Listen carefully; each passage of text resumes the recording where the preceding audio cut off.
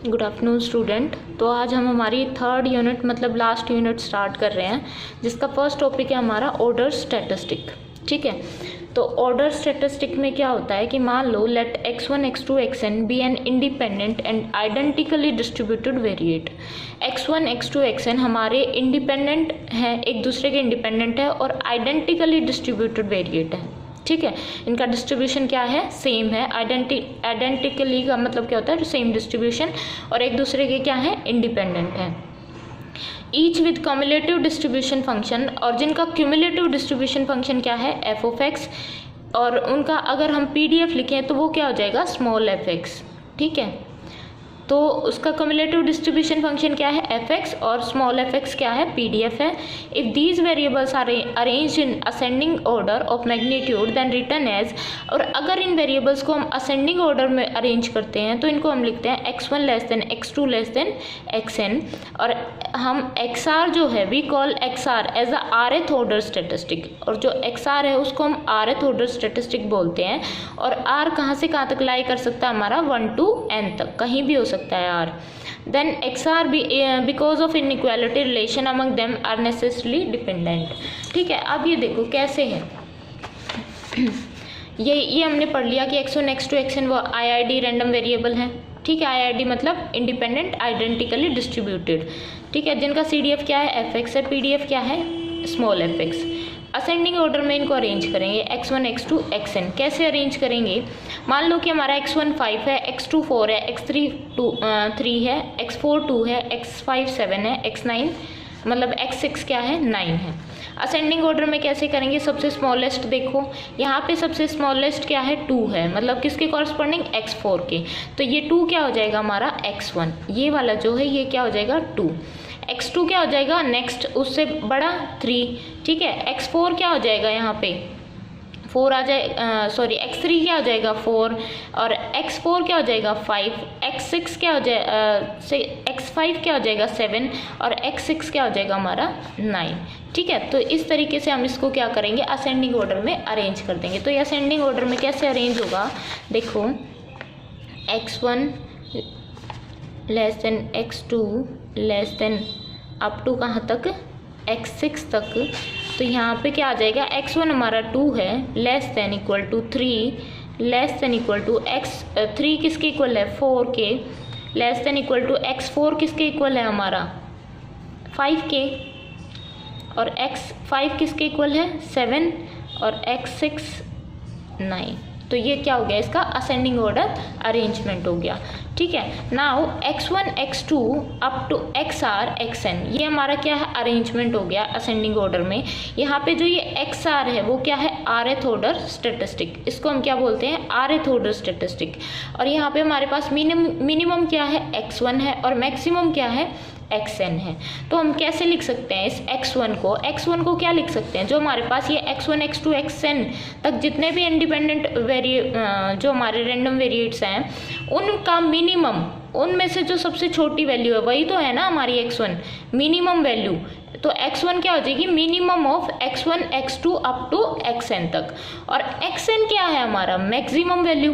तो इन सारे वेरिएबल्स में से जो मैक्सिमम वैल्यू होगी वो क्या हो जाएगी, xn हो जाएगी। जैसे कि यहाँ पे देखें हम, यहाँ पे हमारा x1 क्या रहेगा, minimum of x1 x2 x3 x4 x5 x6। अब इनमें से मिनिमम क्या है, 2 है, तो वो क्या हो गया हमारा x1। अब इसमें से मैक्सिमम देखें तो वो क्या है 9 है, तो ये क्या हो जाएगा हमारा मैक्सिमम मतलब xn हो जाएगा। ठीक है, तो हम क्या लिख सकते हैं इसको, यहाँ देखो रिमार्क में लिखा है इन्होंने, इनके अकॉर्डिंग लिखा, if we write the order value as y1 less than y2 less than, अब वहाँ पे x1 x2 xn में ले रहे थे, यहाँ पे इन्होंने y1 y2 yn में ले लिया।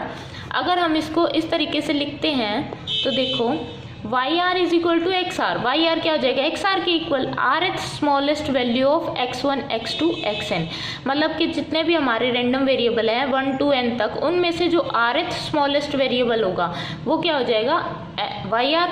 और y1 क्या हो जाएगा, स्मॉलेस्ट, जो स्मॉलेस्ट एलिमेंट होगा किन में से, x1 x2 xn में से, वो हो जाएगा हमारा y1। और yn क्या हो जाएगा, जो सबसे लार्जेस्ट है या मैक्सिमम वैल्यू है इन वेरिएबल्स में से, वो क्या हो जाएगा हमारा yn। ठीक है, उसके बाद हम निकालेंगे इसका cumulative distribution function of a single order statistic. तो क्यूमुलेटिव डिस्ट्रीब्यूशन फंक्शन क्या होता है किसी भी सिंगल ऑर्डर स्टैटिस्टिक का, वो देखो, जिसको हम CDF भी बोलते हैं। यहाँ पे मान लो x1 x2 xr xn हमारे क्या है, रेंडम वेरिएबल्स हैं, आइडेंटिकली डिस्ट्रीब्यूटेड है। ठीक है, और जिनका CDF क्या है, अगर हम CDF को किससे डिनोट करते हैं, f(x) से। ठीक है, हमें किसका CDF निकालना है, xn का, मतलब nth ऑर्डर जो स्टैटिस्टिक है, nth ऑर्डर स्टैटिस्टिक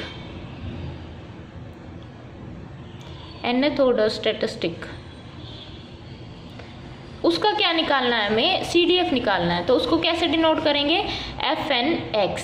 ठीक है, अब CDF को हम किस फॉर्म में लिखते हैं, probability of xn less than equal to x। ठीक है, यही लिखते हैं ना, CDF की फॉर्म यही होती है, probability of xn less than equal to x। अब हमारे जो xn है वो क्या है, IID रैंडम वेरिएबल्स है, xn क्या है, इनमें से मैक्सिमम वैल्यू है। ठीक है, तो ये क्या हो गए हमारे xi हो गए सारे, तो xi less than equal to x, i from 1 to n, इसको इस फॉर्म में लिख सकते हैं। ठीक है, अब क्या करेंगे, इसको ब्रेक डाउन कर लेंगे। ब्रेक डाउन करेंगे तो इनकी वैल्यू पुट कर दो, probability of x1 less than equal to x intersection x2 less than equal to x intersection up to intersection xn less than equal to x। इसको क्या कर लिया हमने, इस वाली टर्म को ब्रेक डाउन कर लिया, क्योंकि ये IID रैंडम वेरिएबल है। अब हमारे जो xi है वो क्या है, IID रैंडम वेरिएबल हैं, इस वजह से इनको हम कैसे लिख सकते हैं, इनको हम अलग अलग इंडिविजुअली लिख सकते हैं ना, जब ये IID रैंडम वेरिएबल है, क्योंकि ये तो डिपेंड कर ही नहीं रहे एक दूसरे पे। IID मतलब independent and identically distributed variables. ठीक है, तो इसको कैसे लिख सकते हैं, probability of x1 less than x into probability of x2 less than x into probability of up to xn less than x।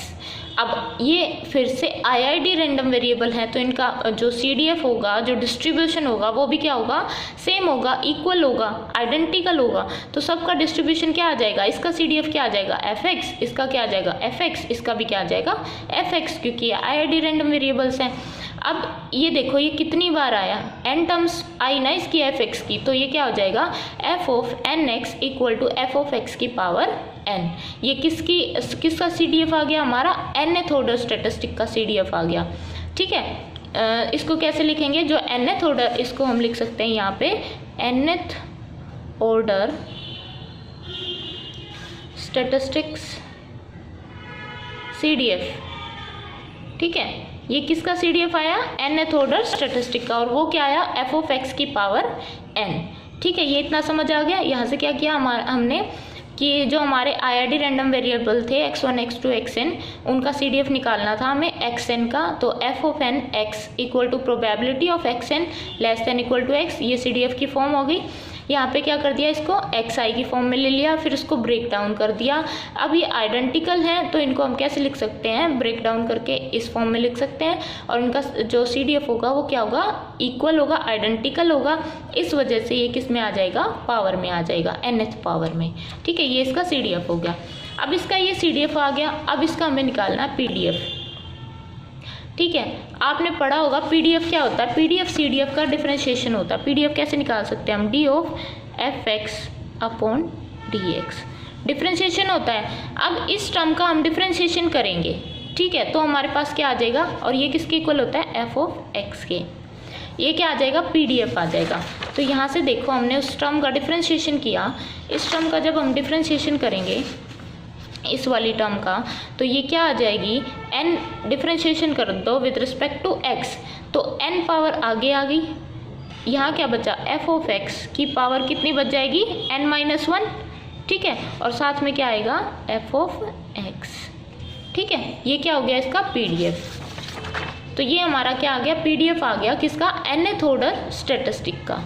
ये हमने nth ऑर्डर तक निकाल लिया। उसके बाद हम निकालते हैं फर्स्ट ऑर्डर स्टैटिस्टिक के लिए, मतलब x1 के लिए। अब जैसे हमने xn को लिखा था, उसी तरीके से x1 को लिख सकते हैं। x1 के मतलब 1th ऑर्डर CDF कैसे लिखेंगे? 1th ऑर्डर जो CDF आएगा वो क्या आएगा? f1x equal to probability of x1 less than equal to x, यही होता है। इसको कैसे लिख सकते हैं? Probability of xi less than equal to x, क्योंकि i क्या है हमारे? i फ्रॉम 1 to n तक है, क्योंकि हम 1 जो है वो किस में से ले रहे थे? इन्हीं वेरिएबल्स में से ले रहे थे ना, तो ये आ गया।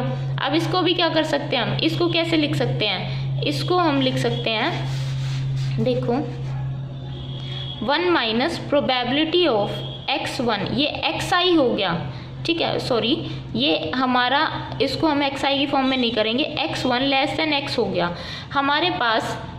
हम इसको कैसे लिख सकते हैं? 1 minus probability of x1 greater than x लिख सकते हैं। क्यों? क्योंकि प्रोबेबिलिटी का सम होता है और x लेस देन x वाली टर्म क्या आ जाएगी? 1 minus probability of x greater than x, ठीक है। इसको किस फॉर्म में लिख देंगे? फिर से IID की फॉर्म में लिख देंगे, xi greater than equal to x, ठीक है।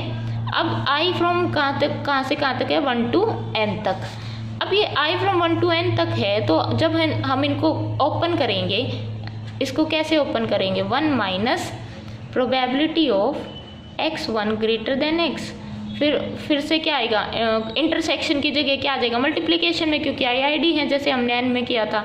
x2 greater than x, up to कहाँ तक जाएगा? Probability of xn greater than x, मतलब किस में आ जाएंगे? प्रोडक्ट में। तो 1 minus i from 1 to n probability of xi greater than x, ऐसे लिख सकते हैं हम, ठीक है।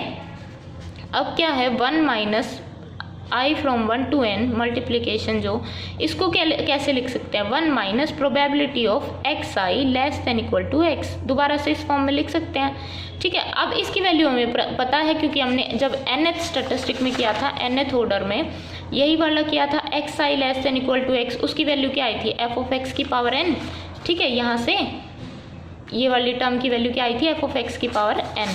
तो यहाँ पे हमने क्या किया? इसकी वैल्यू पुट कर दी, ठीक है। यहाँ पे वैल्यू पुट कर देंगे 1 minus i from 1 to n, यहाँ पे क्या आ जाएगा? 1 माइनस f ऑफ x, ठीक है। अब ये प्रोडक्ट में है तो ये कहाँ चली जाएगी? इसके पावर में चली जाएगी।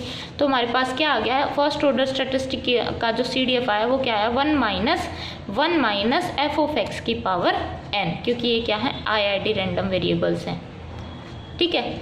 अब इसका CDF कैसे निकाल देंगे? फर्स्ट ऑर्डर स्टैटिस्टिक का CDF कैसे निकालेंगे? जब इसको डिफरेंशिएट कर देंगे। सॉरी, CDF तो हमने निकाल लिया, PDF कैसे निकालेंगे? जब इसको डिफरेंशिएट करेंगे। अगर इसको डिफरेंशिएट करते हैं हम, देखो क्या वैल्यू आई थी हमारी? 1 माइनस f ऑफ x की पावर n।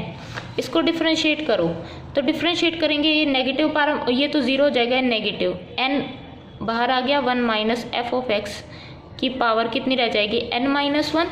अब f ऑफ x को करेंगे तो ये क्या आएगा? 1 माइनस ऑफ fx, ठीक है। जब इसको करेंगे, पहले पावर से किया फिर इसका डिफरेंशिएशन किया तो ये आ गया, ठीक है। अब ये माइनस माइनस कैंसिल आउट हो जाएगा, तो क्या बचेगा? n into 1 minus f of x की power n minus 1 f of x, ठीक है। तो ये इसका क्या आ गया? PDF आ गया। ये PDF आ गया किसका? फर्स्ट ऑर्डर स्टैटिस्टिक का।